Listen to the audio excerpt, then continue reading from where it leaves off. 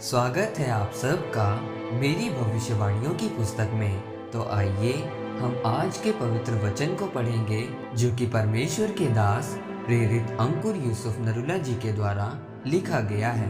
परमेश्वर कुम्हार है, जैसा कि यिर्मयाह की पुस्तक अध्याय 18 उसकी 6 आयत में लिखा है। जैसे मिट्टी कुम्हार के हाथ में रहती है, वैसे ही हे इज़राइल के घराने, तुम भी मेरे हाथ में हो। मेरे प्रियो, बाइबल में लिखा है कि 84 साल की विधवा रोज परमेश्वर के घर में प्रार्थना और उपवास किया करती थी।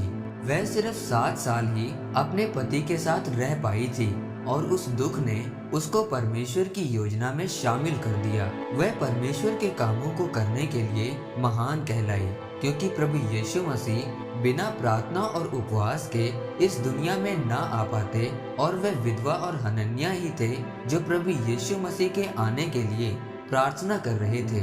यह तभी संभव हुआ जब वह दुनिया से अलग रहे। तब परमेश्वर ने उनको तैयार किया कि वो परमेश्वर के राज्य के लिए इस्तेमाल हो। अगर परमेश्वर आपकी तैयारी करने के लिए आपको दुख और सताव से निकाले, तो इसको आनंद की बात समझे, क्योंकि उन दुखों के द्वारा ही परमेश्वर आपको बनाएगा और आगे लेकर जाएगा। इसीलिए परमेश्वर ने आपको संसार से अलग किया है। जैसे घड़ा बनाने से पहले मिट्टी को जमीन से अलग किया जाता है, उसी तरह से परमेश्वर ने आपको भी बपतिस्मा के द्वारा शुद्ध करके दुनिया से अलग किया है। और जैसे कुम्हार मिट्टी पर बाहर से थप्पड़ मारकर और अंदर से सहारा देकर घड़ा बनाता है, उसी तरह से परमेश्वर भी आपको अंदर से शांति और मजबूती देकर और बाहर से दुख और सताव देकर एक आकार देगा।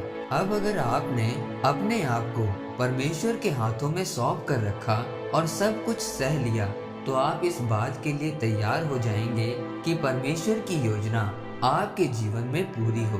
मेरे प्रियो, जिस बर्तन को खुदावंद बनाता है वो टूटता नहीं है। बाइबल कहती है कि एक घर में 2 तरह के बर्तन होते हैं, एक आदर का बर्तन और दूसरा निरादर का बर्तन। जो आदर का बर्तन होता है वो आपके पीने के लिए काम आता है और आपके मुंह में लगता है, पर निरादर का बर्तन वो होता है जो आपकी रसोई में कूड़ा डालने के लिए काम आता है, क्योंकि किसी भी उत्तम बर्तन को आप कूड़ा उठाने के लिए इस्तेमाल नहीं करते हैं। परमेश्वर ने कहा कि जो अपने में से अशुद्धियां खत्म कर देगा और तैयारी के समय में वफादार रहेगा, मैं उसको आदर का बर्तन बनाऊंगा। आप कौन सा बर्तन बनना चाहते हैं, आदर का या फिर निरादर का? ये आप पर निर्भर करता है।